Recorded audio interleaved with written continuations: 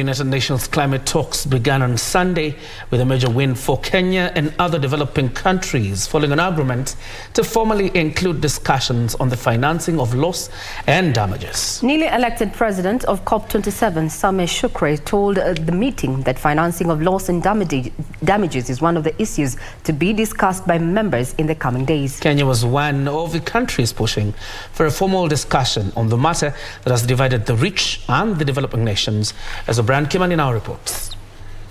One of the most striking ironies of the COP27 is the fact that more than 140 world leaders will be flown using their green gas emitting private jets, just like the one that is just zooming off.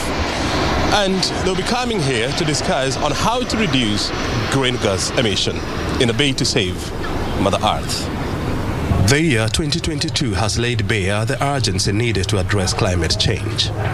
From devastating floods in Pakistan and deadly heat waves in Europe to catastrophic wildfires in the United States, nature is getting wilder and more lethal. Unfortunately, the poor are the ones on the receiving end. We are saying this because this is the appointed moment.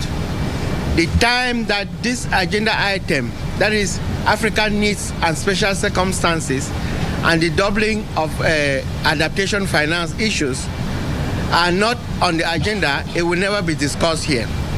This will not therefore be the COP that meets the aspirations of the African people. So it's better we say it now so that they will take it into consideration and debate it and come to a decision.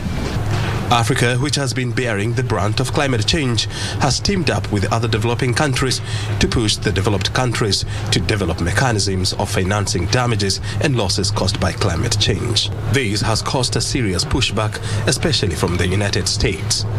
While successive assessment reports of IPCC, that is Intergovernmental Panel on Climate Change, confirmed the sad reality of the impacts of climate change in the continent, those responsible for climate change problem have consistently blocked critical agenda items that can pull our people from the quagmire of the crisis they have little to do with. In the past, climate funding largely focused on cutting green gas emissions in an effort to curb climate change. Members of the civil societies have urged the more than 150 world leaders to increase their funding to climate adaptation to help poor communities deal with the impact of climate change. COP27 must deliver on ambitious plan on how to meet the current and the future needs for adaptation finance in Africa by 2025 and beyond, and should agree on a dedicated and ambitious global adaptation finance goal without further delay. And as delegates settle down to discuss matters climate change, the next 14 days will be critical for Mother Earth. Experts are now saying that countries must work out on how to make good on existing pledges, while at the same time formulating new ones.